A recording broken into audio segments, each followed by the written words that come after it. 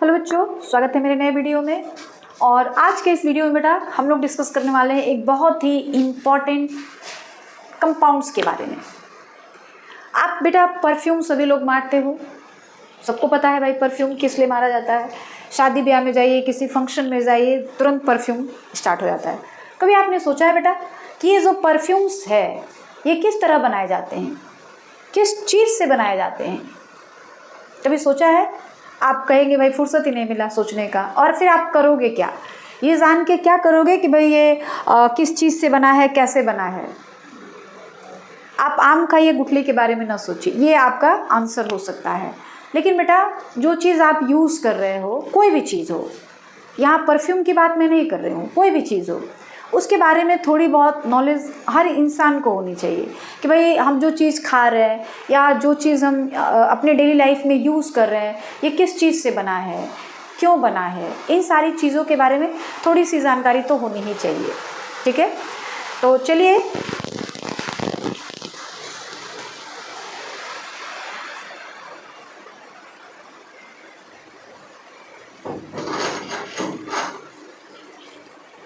आज के इस वीडियो में बेटा हम लोग ज़्यादा एक ऐसे कंपाउंड्स के बारे में जानेंगे जो ज़्यादातर परफ्यूम बनाने में यूज़ किया जाता है।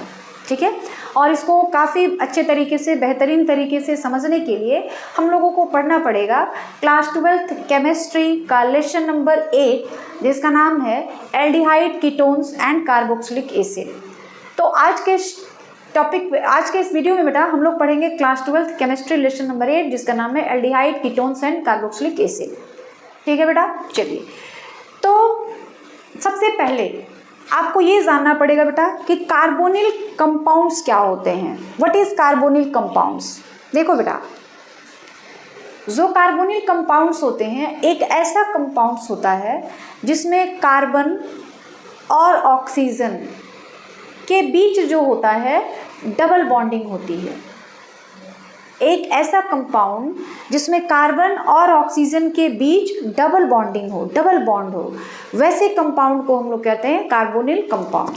ठीक है, तो देखिए कार्बोनिल कंपाउंड क्या हो गया बेटा? कार्बोनिल कंपाउंड क्या हो गया? तो देखिए कार्बोनिल कंपाउंड्स वो कंपाउंड्स हो गए, पहले लिख लूं क्या मैं? कार्बोनिल कंपाउंड, कार्बोनिल कंपाउंड्स क्या होते हैं बेटा?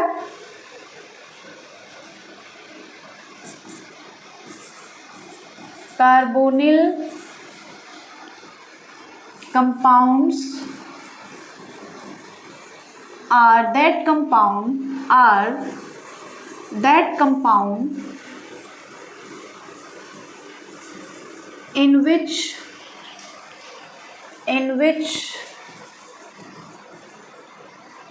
double bond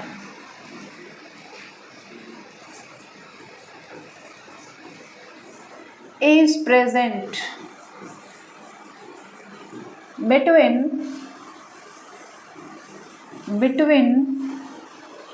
carbon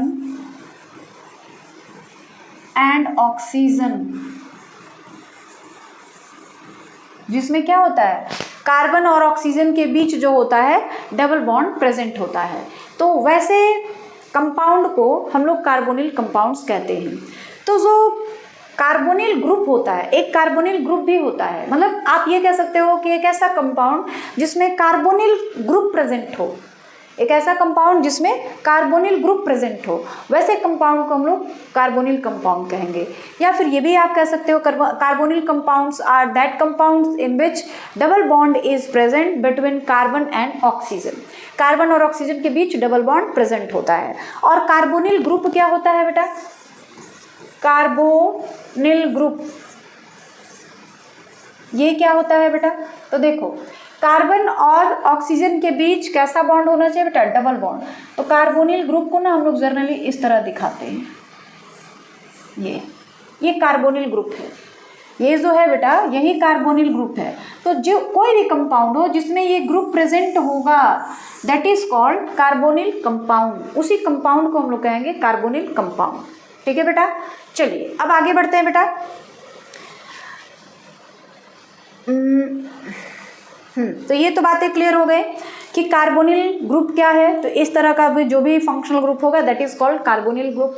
carbonyl compounds क्या है, तो जिस कंपाउंड में ये ग्रुप प्रेजेंट होगा उसी को हम लोग कहेंगे कि ये कार्बोनिल कंपाउंड्स हैं। ठीक है, अब कार्बोनिल कंपाउंड्स, ये जो कार्बन की जो दो वैलेंसीज होती हैं, ये वाली, ये और ये जो दो वैलेंसीज होती हैं ना, ये किसी एल्किल ग्रुप से भी सेटिस्फाई हो सकती है या फिर हाइड्रोजन से भी सेटिस्फाई हो सकती है। ये जो सी की जो दो वैलेंसी है, दो तो इधर ऑक्सीजन के साथ क्लियर हो गई है, बट जो दो वैलेंसी है वो या तो हाइड्रोजन से सेटिस्फाई हो सकती है या फिर कोई एल्किल ग्रुप हो उससे सेटिस्फाई हो सकता है या फिर एरिल ग्रुप से भी सेटिस्फाई हो सकता है।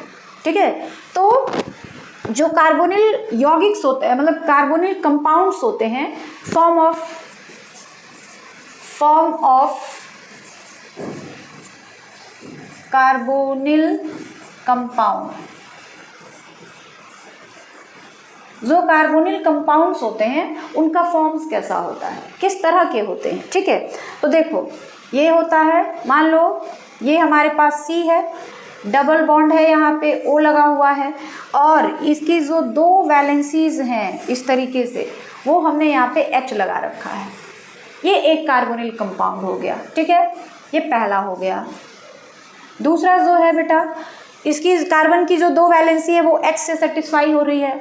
आप इसको ऐसे भी कर सकते हो, दूसरा जो फॉर्म है वो इस तरीके का है,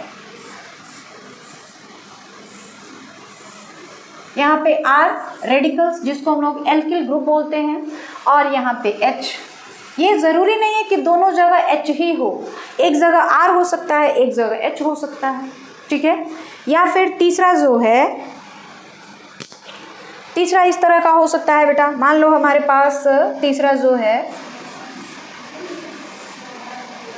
डबल बॉन्ड O, ये O हो गया, यहाँ पे AR एरियल ग्रुप हो सकता है और यहाँ पर जो है H हो सकता है, ये भी कार्बोनिल ग्रुप्स हैं, कार्बोनिल कंपाउंड्स हैं। फोर्थ वाला जो हो सकता है वो ऐसा भी हो सकता है कि दोनों जगह R हो, जैसे यहाँ पे दो वैलेंसीज H से सेटिस्फाई हो रही हैं, हो सकता है दोनों जगह R हो जाए तो भी वो कार्बोनिल कंपाउंड्स माना जाएगा। जैसे C डबल बॉन्ड O, फिर यहाँ पे और यहाँ पे R, ये भी R, तो ये कार्बोनिल कंपाउंड्स का एक पैटर्न हो गया, फॉर्म हो गया। या फिर आप ऐसे कर सकते हो, जैसे ऊपर AR है तो नीचे H है, या ऊपर AR है तो नीचे R हो सकता है। एराइल ग्रुप और एल्काइल ग्रुप ये भी हो सकते हैं, जैसे इस तरीके का भी हो सकता है, यहाँ पे AR हो गया और यहाँ पे R हो गया, ऐसा भी हो सकता है। ठीक है, या फिर ऐसा भी हो सकता है कि दोनों जगह एराइल ग्रुप्स हो जाए, दोनों जगह जो होते हैं, ऐसा भी हो सकता है। पांचवा हो गया ना, सिक्स वाला, ऐसा भी हो सकता है बेटा, डबल बॉन्ड AR,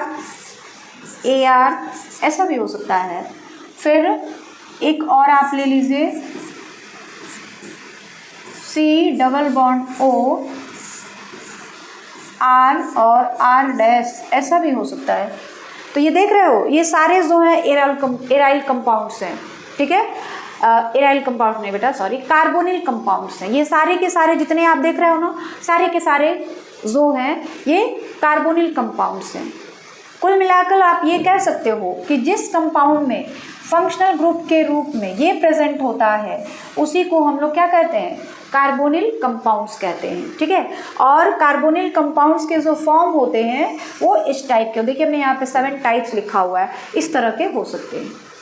H से सेटिस्फाई हो सकती है कार्बन की दो वैलेंसी, या एक जगह R और एक जगह H हो सकता है, या एक जगह AR और एक जगह H हो सकता है, या R हो सकता है, या AR और R हो सकता है, या फिर AR एराइल ग्रुप, AR का मतलब हो गया एराइल ग्रुप्स हो सकते हैं।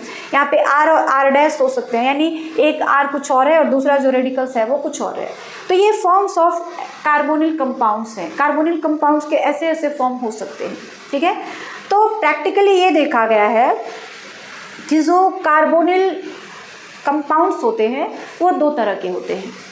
कार्बोनिल कंपाउंड्स जो होते हैं बेसिकली दो तरह के होते हैं।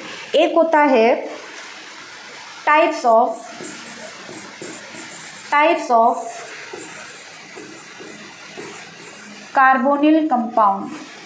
काफ़ी तेज़ बारिश हो रही है बेटा बाहर, आपके पास आवाज़ आ रही होगी शायद, बारिश काफ़ी तेज़ हो रही है। कार्बोनिल कंपाउंड्स जो होते हैं ना बेटा, वो दो तरह के होते हैं। एक होता है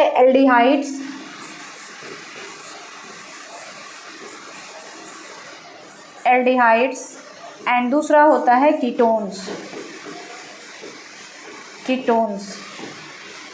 तो कार्बोनिल कंपाउंड्स जो होते हैं वो जनरली दो तरह के होते हैं, एक होता है एल्डिहाइड्स एंड एक होता है कीटोन। ठीक है, तो अब हम लोग पढ़ेंगे कि भाई ये एल्डिहाइड्स क्या है, कीटोन्स क्या है। ठीक है, एक और भी इसमें आपको पढ़ना है, कार्बोक्सिलिक एसिड। तो देखो बेटा, कार्बोनिल कंपाउंड वो हो गया जिसमें फंक्शनल ग्रुप के रूप में ये कार्बोनिल ग्रुप जो होगा प्रेजेंट होगा। ठीक है, तो कार्बोनिल ग्रुप जो है वो ये है, और जो कार्बोनिल कंपाउंड्स हैं उनके जो पैटर्न है, फॉर्म है, वो ये सारे हमने लिख रखा है।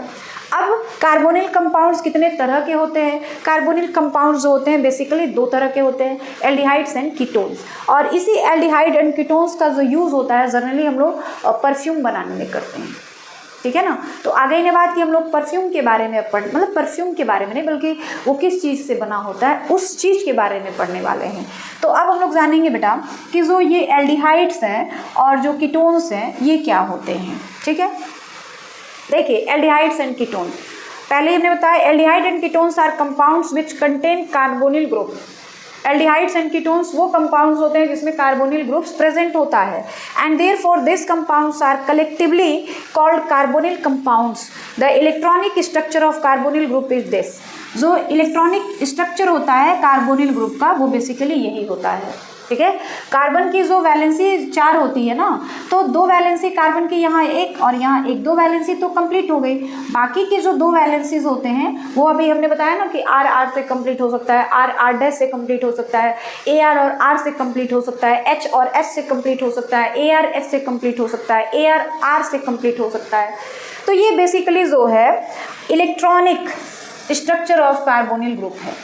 ठीक है, और एल्डिहाइड और कीटोन्स क्या है, कार्बोनिल कंपाउंड्स हैं, क्योंकि इन दोनों ही कंपाउंड्स में कार्बोनिल ग्रुप जो है वो प्रेजेंट है। तो आपको समझ आ गया कि भाई एल्डिहाइड्स एंड कीटोन्स क्या है। Aldehydes and ketones are compounds which contain a carbonyl group and therefore this compounds are collectively called carbonyl compound. यानी एल्डिहाइड्स एंड कीटोन्स जो है ये भी कार्बोनिल कंपाउंड्स हैं, क्योंकि इनमें कार्बोनिल ग्रुप जो है वो प्रेजेंट है। ठीक है, चलिए आगे बढ़ते हैं बेटा। अब हम लोग जानेंगे कि जो नोमेनक्लेचर होता है एल्डिहाइड। अच्छा एक चीज़ और बेटा, हमने ये तो आपको बताया ही नहीं, नोमेनक्लेचर अभी नहीं बेटा। तो ये तो आपको समझ आ गया कि जिसमें कार्बोनिल ग्रुप्स ये प्रेजेंट है उसको हम लोग क्या कहते हैं, मतलब कार्बोनिल ग्रुप कंपाउंड कहेंगे। अब कार्बोनिल कंपाउंड दो तरह के हैं, एक हो गया एल्डिहाइड्स एंड एक हो गया कीटोन। तो एल्डिहाइड्स क्या होते हैं, एल्डिहाइड्स में कौन सा ग्रुप जो होता है प्रेजेंट होता है, तो देखिए यहाँ पे लिखते हैं aldehydes.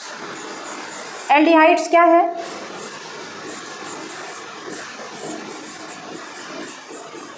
The functional group of aldehyde. Functional group of aldehydes क्या होता है, वो इस तरह का होता है, C डबल बॉन्ड O और यहाँ पर H। ये एल्डिहाइड का फंक्शनल ग्रुप है बेटा, एल्डिहाइड्स का। The functional group of aldehydes are this, यानी जिस कंपाउंड में, अब यहाँ पे ना R भी हो सकता है, R ही रहेगा बेसिकली, यहाँ पे R हो सकता है। ठीक है, तो इसको हम लोग कहेंगे कि ये जो है क्या है, एल्डिहाइड्स है।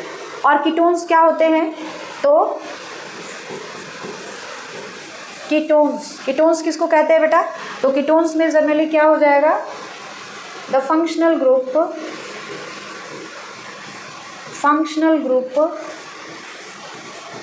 ऑफ कीटोन्स आर इस तरीके का, C डबल बॉन्ड O और यहाँ पे इस तरीके का। ठीक है, अब ये जो खाली जगह दिख रहा है ना बेटा, ये यहाँ पे आप R रख सकते हो, R। यहाँ पे देखिए ये जो खाली जगह दिख रहा है ना, यहाँ पे आप R रख सकते हो, यहाँ पे आप R रख सकते हो। अब जैसे किसी एल्डिहाइड का हम लोग बना दें फार्मूला, तो देखो क्या हो सकता है। यहाँ पे मान लीजिए क्या रखूँ मैं, R की जगह CH3 रख लूँ, फिर C, यहाँ पे H, सॉरी ये सिंगल बॉन्ड है बेटा,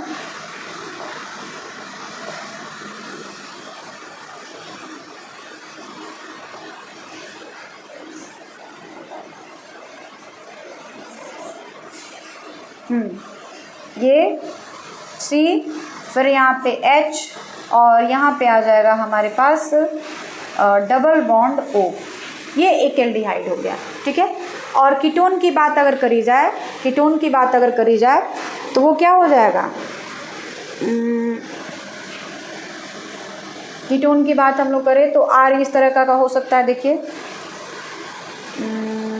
R की जगह हमने CH3 रखा, CH3 C double bond O और फिर CH3, ठीक है।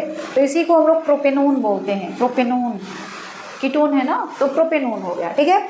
जनरली जो फार्मूला होता है एलिफैटिक जो कंपाउंड्स होते हैं उनका जनरली जो फार्मूला होता है वो इस तरीके का होता है, CnH2nO, ये फार्मूला है CnH2nO। जो कार्बोनिल कंपाउंड्स होते हैं जो एलिफैटिक हो, कार्बोनिल कंपाउंड्स जो हो वो एलिफैटिक हो, तो उनका ये फार्मूला होता है CnH2nO, ठीक है। देख लो, जैसे मान लो कार्बन की संख्या यहाँ पे कितनी है, 2 है, और हाइड्रोजन की संख्या कितनी हो गई, 4 हो गई, और ये O हो गया, तो ये एलिफैटिक कार्बोनिल कंपाउंड्स है। यहाँ पर भी आप देख सकते हो C की संख्या कितनी हो जा रही है, C की संख्या जो है 3 है, H की संख्या उसके ट्वाइस होनी चाहिए, क्योंकि H क्या है 2n है, तो जितना C है उसका ट्वाइस H होना चाहिए, तो H की संख्या हमारे पास कितनी हो जा रही है 6, और O की संख्या जो है 1, तो ये भी इस फॉर्मूले को सेटिस्फाई कर रहा है CnH2nO, तो ये भी एक कार्बोनिल कंपाउंड हो गया, ठीक है। तो जो एलिफैटिक कार्बोनिल कंपाउंड्स होते हैं उनका फार्मूला होता है CnH2nO, एलिफैटिक कार्बोनिल कंपाउंड्स। आई बात समझ में।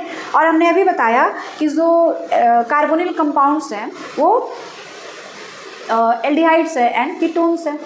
तो ये देखिए, ये हमारा एक एल्डिहाइड है, ये हमारा एक कीटोन है। अगर हम इसको इस तरह कर दे, जैसे देखो एल्डिहाइड के लिए एक हम लोग ये कर दे रहे हैं C डबल बॉन्ड O, फिर H, यहाँ पे भी H हमने लगा दिया, तो यह भी जो है एक एल्डिहाइड हो गया, ठीक है। तो जहाँ पर देखो बेटा ये चीज़ प्रेजेंट हो, ये वाला, उसको हम लोग एल्डिहाइड कहेंगे, और जहाँ पे ये वाला चीज़ प्रेजेंट हो, ये R है, मतलब ये वाला चीज़, उसको हम लोग क्या कहेंगे, कीटोन कहेंगे, ठीक है। और एक होता है अभी जो उसको हम लोग बाद में पढ़ेंगे, जहाँ पे इस तरह का होता है OH और यहाँ पे R, नो यहाँ पे भी H ही रहता है, H ही रहता है, और यहाँ पे R रहता है, तो जहाँ पे ये चीज़ आ जाता है वो कार्बोक्सिलिक एसिड हो जाता है, ठीक है। तो कार्बोक्सिलिक एसिड के बारे में हम लोग आगे पढ़ेंगे, फिलहाल हमको एल्डिहाइड एंड कीटोन्स के बारे में पढ़ने हैं, ठीक है। तो एल्डिहाइड्स क्या हो गए, अभी हमने बताया, जिसका जो मतलब जो फॉर्मूला हो वो इस तरह का RC डबल बॉन्ड OH, और जिसमें RC डबल बॉन्ड O हो वो जो होगा कीटोन होगा, ठीक है। अब आगे आते हैं, अब देखिए क्या है बेटा कि जो एल्डिहाइड्स होते हैं और जो कीटोन्स होते हैं वो किस तरीके से उनका जो होता है फॉर्मेशन होता है, ठीक है। फॉर्मेशन नोमेनक्लेचर क्या है, nomenclature of aldehydes and ketones. Aldehyde और कीटोन्स होते हैं उनका हम लोग नोमेनक्लेचर किस तरह से करते हैं। तो बेटा आपको पहले भी पता है कि जो एल्डिहाइड्स एंड कोई भी ऑर्गेनिक कंपाउंड होते हैं उसके नोमेनक्लेचर के 2 तरीके होते हैं। एक होता है कॉमन नेम, जिसको हम लोग नॉर्मल नेम भी बोलते हैं, और दूसरा होता है IUPAC सिस्टम। तो IUPAC सिस्टम और कॉमन नेम दोनों आपको जानना है, ठीक है। देखो क्या है, naming of aldehydes. In the common system, aldehydes are named according to the name of the corresponding carboxylic acid, which they form on oxidation. The suffix IC acid of the name of the acid is replaced by aldehyde. For example, देखो समझो यहाँ पे the suffix IC acid of name of acid is replaced by aldehyde. For example देखोगे CH3CHO है ना, अभी हमने जो लिखा था CH3CHO, तो इसमें ना देखिए क्या है, डिराइव फ्रॉम एसिटिक एसिड। ये किससे मिला है? एसिटिक एसिड से मिला हुआ है, और एसिटिक एसिड का फॉर्मूला है CH3COOH, is named as acetaldehyde. अब देखो बेटा, ये जो है एसिटिक एसिड है, ये एसिटिक एसिड है, ठीक है। इसका आईसी एसिड जो है उसको हटा देना है, रिप्लेस कर देना है। किससे रिप्लेस करना है? एल्डिहाइड से। किससे रिप्लेस कर देना है? एल्डिहाइड से।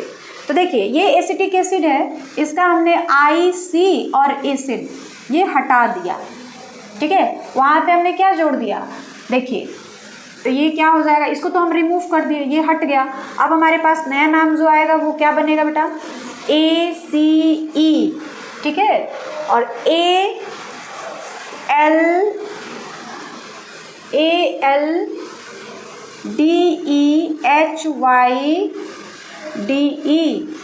एसिटल्डिहाइड। यानी यहाँ से आईसी एसिड हटाइए और वहाँ पे जोड़ दीजिए एल्डिहाइड, तो ये चीज़ जो है अब वो किस में बदल गया? इसमें, और इसी का नाम है एसिटल्डिहाइड। तो अब यहाँ पे लिखा गया है कि एसिटिक एसिड में से हम लोग माइनस कर देंगे आईसी एसिड। यहाँ पे जो आईसी लिखा है और ये जो एसिड लिखा है उसको हटाइए और वहाँ पे जोड़ दीजिए एल्डिहाइड, तो क्या बन गया? एसिटल्डिहाइड। आई बात समझ में? यानी CH3COOH ये एसिटिक एसिड है, इसमें से एसिटिक एसिड जो है उसको हमने हटा दिया और जोड़ दिया एल्डिहाइड, तो ये बन गया एसिटल्डिहाइड। तो एसिटल्डिहाइड का ये फॉर्मूला होता है बेटा, एसिटल्डिहाइड का ये पूरा फॉर्मूला है, ठीक है। एसिटल्डिहाइड का यही फॉर्मूला है, ठीक है। अब आगे देखते हैं ब्रांचिंग। अब ये तो समझ आ गया कि भाई एसिटल्डिहाइड है, कैसे आ गया? तो कार्बोक्सिलिक एसिड में जो आईसी एसिड है लास्ट का, उसको हम लोग रिप्लेस कर देते हैं एल्डिहाइड से, तो जो नया फॉर्म होता है वही जो होता है एल्डिहाइड होता है, ठीक है। आगे बढ़ते हैं। Branching in the aldehyde chain if any is indicated by the Greek letters alpha, beta, gamma, delta, etc.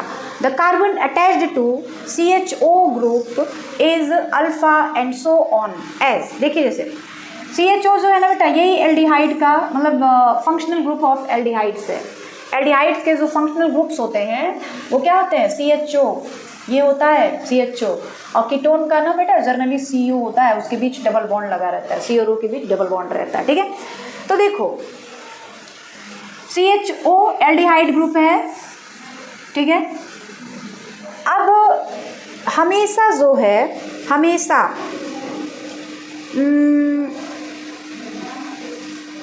यहाँ पर ना बेटा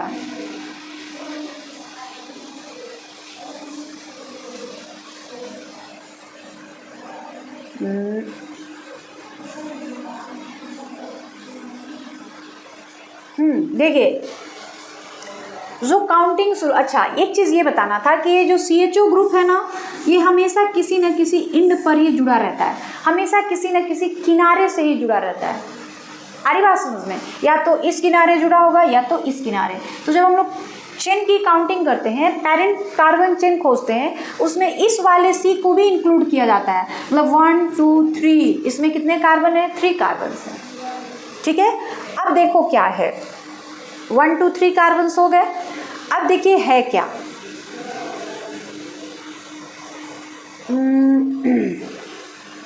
यहाँ पे देखो CHO यहाँ जुड़ा है, ठीक है।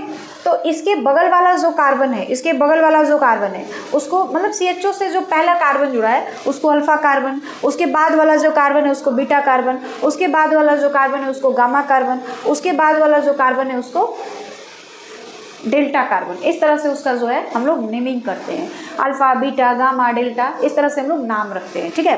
तो देखिए ये CHO जुड़ा है और उसके जस्ट बाद वाले पे हमारा जो है एक CH3 जुड़ा है और उसी से फिर एक और CH3 जुड़ा है, तो यहाँ पे ब्रांचिंग हुई है ना, तो इसको हम लोग कहेंगे अल्फा मिथाइल प्रोपेनल डिहाइड। प्रोपेनल क्यों? क्योंकि कितने कार्बन हो रहे हैं? 1 2 3, यानी अल्फा कार्बन से, मतलब जहाँ पे CHO, ये तो पहले वाले कार्बन से ही जुड़ा रहता है, CHO जो है वो अपने आप में पहला कार्बन होता है, ठीक है। और इसके बाद वाला जो कार्बन होता है उसको हम लोग अल्फा कार्बन बोलते हैं। अल्फा के बगल में जो कार्बन होता है उसको हम लोग बीटा कार्बन बोलते हैं। उसके बगल में जो होता है गामा, उसके बगल में जो होता है डेल्टा। इस तरह से नाम लिखा जाता है। तो अब देखिए अल्फा कार्बन से क्या जुड़ा है, मिथाइल, इसको हम लोग 1 कहेंगे। अल्फा कार्बन से क्या जुड़ा है, मिथाइल। तो अल्फा मिथाइल, इस पूरे चेन में कितने कार्बन हो रहे हैं, 3। तो प्रोपेनल डिहाइड, अल्फा मिथाइल प्रोपेनल डिहाइड, इसका नाम होगा अल्फा मिथाइल प्रोपेनल डिहाइड। ये बात समझ आ गई। चलिए अब जो है इसका आप ना इसको अल्फा बीटा की जगह पे आप 1 2 3 भी कह सकते हो। इसको ना 1 2 3 भी कह सकते हो। यानी इसकी जगह पे आप क्या लिख सकते हो, मान लो ये 1 हो गया, ये 2 हो गया, ये 3 हो गया। तो इसको ना हम लोग 2,2 डाई मेथिल प्रोपेनल डिहाइड आप लिख सकते हो। 2,2 डाई मेथिल प्रोपेनल डिहाइड। ये अल्फा बीटा से ज़्यादा बेटर होता है कि आप इसको 1 2 3 4 करके बता दें। तो ये 1 हो गया, ये 2 हो गया, ये 3 हो गया। तो 1 2 3 तो प्रोपेनल हो गया। दूसरे वाले कार्बन से तो 2,2 डाई मेथिल, यानी दूसरे कार्बन से 2 बार मेथिल ग्रुप जुड़ा हुआ है, प्रोपेनल। इसका नाम क्या हो जाएगा, 2,2 डाई मेथिल प्रोपेनल। आई बात समझ में, इसका नाम हो गया 2,2 डाई मेथिल प्रोपेनल, ठीक है। उसके बाद देखिए इसको बेटा अल्फा बीटा के चक्कर में ना रहते हुए ये ज़्यादा बेटर होगा कि हम लोग जो है ना इसका नामांकन नोमेनक्लेचर जो है 1 2 और 3 इस तरह से कर दें, ठीक है। अब यहाँ पे देखो ये CHO है, ठीक है, CHO है। और इसके बाद वाला ये पहला कार्बन है, ये जो है आपका उसके बाद वाला जो है पहला कार्बन है, ठीक है। तो इसको जो है ना हम लोग अल्फ़ा कहेंगे बेटा, ये अल्फ़ा कार्बन है, ये जो है अल्फ़ा कार्बन है, ठीक है। और यहाँ पे आएगा बीटा, ये अल्फ़ा है बेटा। तो इसको हम लोग कहेंगे अल्फ़ा मिथाइल। कितने कार्बन हो रहे हैं, 1 2 3 4। तो alpha methyl butanaldehyde, alpha methyl butanaldehyde, या आप इसको ऐसे भी कह सकते हो 2 मेथिल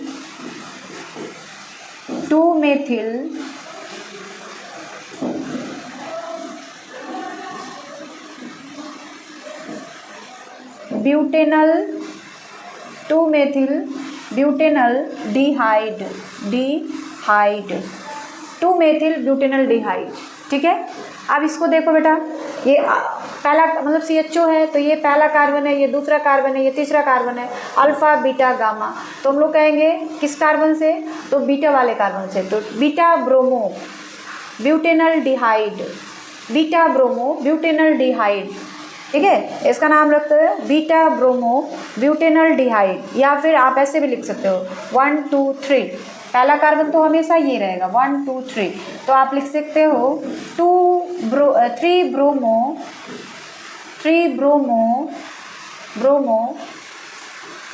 ब्यूटेनल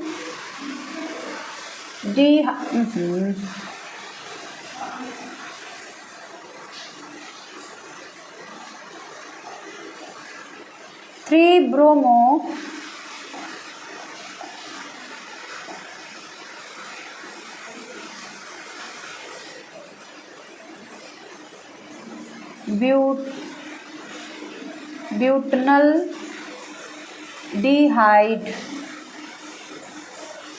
इस तरीके से। तो अल्फ़ा बीटा गामा की जगह बेटर है बेटा कि आप 1 2 3 इस तरह से करिए, सही रहेगा। जो CHO है ये हमेशा पहला कार्बन रहेगा, CHO जो है वो हमेशा पहला कार्बन रहेगा। तो इसके बाद वाला जो है वो जो है दूसरा कार्बन रहेगा। तो आप यहाँ पे लिख सकते हो 2 मेथिल प्रोपेनल डिहाइड। दूसरे वाले से मेथिल जुड़ा है ना, तो आप लिख सकते हो 2 मेथिल प्रोपेनल डिहाइड,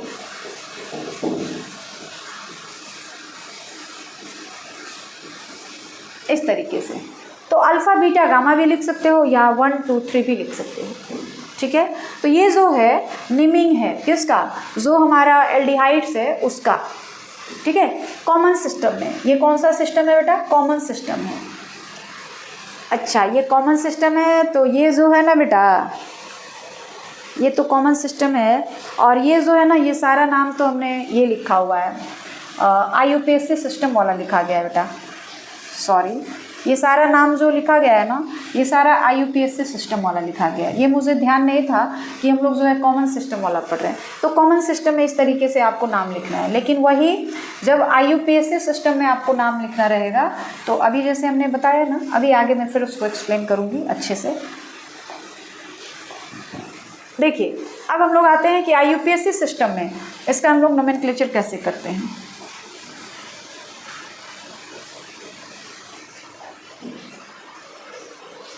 अब IUPAC सिस्टम में इसका हम लोग कैसे नाम रखते हैं बेटा? In the IUPAC system the aldehyde are known as alkanols. The name of aldehyde is derived by replacing terminal E of the name of corresponding alkane by Al. For example,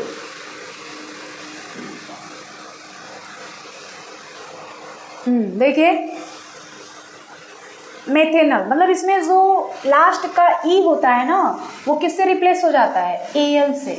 last का जो E होता है वो Al से replace हो जाता है, ठीक है। अब देखो The branched chain aldehydes are named by the following rules.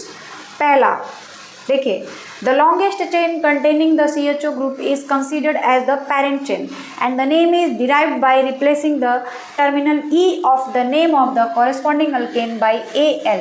E जो होगा ना alkane का, उसको हम लोग किससे रिप्लेस कर देंगे? Al से, ठीक है। दूसरा, in case of substituted aldehydes the parent chain is numbered in such a way that the aldehyde group get lowest number, that is 1, ठीक है। उसके बाद तीसरा,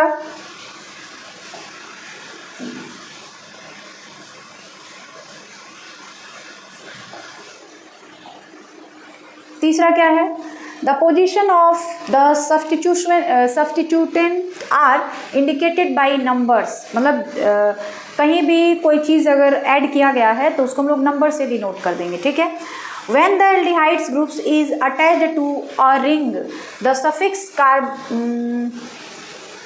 carbaldehyde is added after the full name of cycloalkane. The numbering of the ring carbon atom start from the carbon atom attached to the aldehyde group. For example, अब यहाँ पे ना कुछ एग्जाम्पल्स आपको दिए जाएंगे, ठीक है। जैसे मान लो हमारे पास एक ये कंपाउंड है, जैसे CH3 CH2 CH2 और CH3, ठीक है। अब ये देखो, ये CHO है, तो आपको भी पता है कि स्टार्टिंग कहाँ से करनी है? जहाँ पे CHO हो, स्टार्टिंग हमको वहीं से करनी है। तो 1 2 3 4, ठीक है। इसमें कितने कार्बन हो जा रहे बेटा? 1 2 3 4, ऐसे जोड़े जाए तो 1 2 3 4 5 कार्बन हो जा रहे हैं। लेकिन स्टार्टिंग हमको कहाँ से करनी है? तो इसको ना हम लोग एथिल कह देंगे, इसको हम लोग क्या कहेंगे? एथिल, ठीक है। स्टार्टिंग हमको हमेशा CHO को पहला नंबर देना है, तो इसको हम लोग क्या लिखेंगे? देखिए, दूसरे वाले कार्बन से क्या जुड़ रहा है? इथाइल जुड़ रहा है, तो लिखेंगे 2 इथाइल। और कितने कार्बन हो रहे हैं? जो लंबा वाला चेन हमने लिया है, ये वाला पूरा, इसमें कितने कार्बन हो रहे हैं बेटा? 4। तो ब्यूटेनल, 2 इथाइल ब्यूटेनल, ये इसका नाम हो जाएगा 2 इथाइल ब्यूटेनल, ठीक है। ये अल्फा बीटा वाला सिस्टम ना बेटा कॉमन नेम में लिया जाता है, लेकिन 1 2 3 वाला जो सिस्टम है ये जनरली जो है IUPAC सिस्टम में लिया जाता है। जो अल्फा बीटा वाला सिस्टम था ना वो कॉमन नेम में लिया जाता है, ठीक है। उसके बाद मान लीजिए हमारे पास एक ऐसा बना हुआ है CH3 CH2 CH double bond CH फिर CHO, ऐसे बना हुआ है, ठीक है। अब देखो बेटा, आपको काउंटिंग कहाँ से करनी है? काउंटिंग वहाँ से करनी है जहाँ पर CHO पहले मिल जाए, 1 2 3 4 5, ठीक है। तो CHO पहले वाले, CHO जो है एल्डिहाइड जो है पहले पे मिल गया, 1 2 3 4 5 कार्बन है इसमें, तो पेंट 1 2 2 इन इन और Al, यानी पहले वाले कार्बन में CHO जुड़ा हुआ है। और दूसरे वाले कार्बन में इन जुड़ा है, यानी डबल बॉन्ड जुड़ा है। और पूरे लंबे वाले चेन में कितने कार्बन है? 5 कार्बन है, पेंट। ठीक है। उसके बाद मान लीजिए एक ऐसा हमने ले लिया, इस तरह का कोई क्लोज चेन वाला ले लेते हैं। जैसे मान लो हमने ऐसा ले लिया, यहाँ पे हमने लिखा है CHO। ठीक है, तो इसको हम लोग क्या देंगे? पहले साइक्लोहेक्सेन, साइक्लोहेक्सेन। ठीक है, साइक्लोहेक्सेन। और फिर क्या जुड़ा है पहले वाले कार्बन से? देखिए अभी हमने कहा था ना, when the aldehyde group is attached to a ring the suffix carbaldehyde is added after the full name of cycloalkane. Cycloalkane के फुल नेम के बाद आपको ये चीज़ ऐड कर देना है, यानी इसका नाम क्या हो जाएगा? CARBALDEHYDE,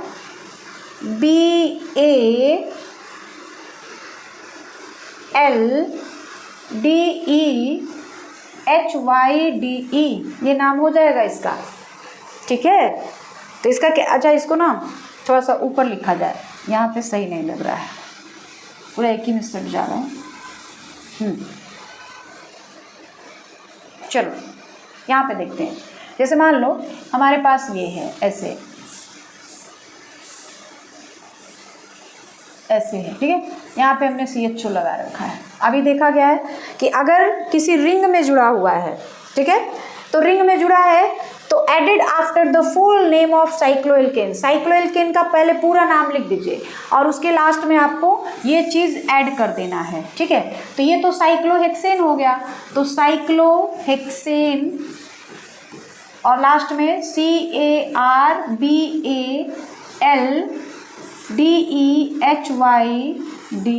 ये हो गया। अगर वो क्लोज चेन में है तब के लिए ये सिस्टम है। ठीक है, मान लो एक और हम दे रहे जैसे इसका नाम CH3CH डबल बॉन्ड CH फिर CHO ऐसे दिया है। तो ये 1 2 3 4 कितने कार्बन हो गए? 4 कार्बन हो गए। अब आपको ये देखना है, पहले नंबर पे तो हमेशा एल्डिहाइड ही रहेगा। अब आपको ये देखना है कि दूसरे वाले कार्बन से क्या जुड़ा है? इन जुड़ा है, तो ऐसे लिखेंगे ब्यूट 2 इन रहेगा यहाँ पे, ENE नहीं रहेगा बेटा, ई नहीं रहेगा, ये AL हो जाएगा, AL, ENE नहीं रहेगा। वहाँ पे ई हटा के आपको AL जोड़ देना है। ई हटा के क्या जोड़ देना है बेटा? ई हटा के आपको AL जोड़ देना है। ब्यूट फिर 2ENAL ऐसे। ई नहीं लिखना है, ब्यूटीन पूरा नहीं लिखना है, बस ENE और ई हटा करके AL जोड़ देंगे। ठीक है, मान लीजिए हमारे पास एक ऐसा दिया हुआ है, यहाँ पे मैं बता दूँ, देखो यहाँ पे मान लो दिया हुआ है CH3CH डबल बॉन्ड CH2CH2CHO ये दिया हुआ है। तो पहले वाले कार्बन तो हमेशा इसी को लिया जाएगा। ठीक है, अब इसका नाम क्या पड़ेगा? कितने कार्बन इसमें दिख रहे हैं बेटा आपको? 6 कार्बन दिख रहे हैं। ठीक है, और चौथे वाले कार्बन से इन जुड़ा है, तो इसको हम लोग ऐसे लिखेंगे हेक्स हो गया। क्यों? क्योंकि 6 कार्बन दिख रहे हैं बेटा, हेक्स फिर 4 फिर E होता है ना, तो उस E को हटा के हम लोग AL बना देंगे। जो E हो रहा था उसको हम लोग AL बना देंगे। ठीक है, अब जैसे एक और मान लो हम लोग देखते हैं, मान लीजिए हमारे पास ये है CH3 CH2 CHO ऐसे दिया है। तो जाहिर सी बात है 1 जहाँ पर ये CHO होगा वहीं होगा 1 2 3 4। तो क्या हो जाएगा? पहले वाले कार्बन से ये जुड़ा हुआ है तो ब्यूटेनल, बस सिंपल सा ब्यूटेन ई लिखते हैं ना, ई यहाँ पे लिखते हैं ना, तो वो ई नहीं रहेगा, AL हो जाएगा ब्यूटेनल। 1 लिखने की ज़रूरत नहीं है। क्यों नहीं है? क्योंकि भाई CHO जो है खुद एक साइड में पहले वाले कार्बन, मतलब पहला कार्बन वही है, वो एक किनारे पे हमेशा ऐड रहता है। तो ये जो है IUPAC सिस्टम में हम लोग जो है एल्डिहाइडों का नोमेनक्लेचर करते हैं, ठीक है। IUPAC सिस्टम में जो एल्डिहाइड्स होते हैं उनका नोमेनक्लेचर यही तरीका होता है, ठीक है।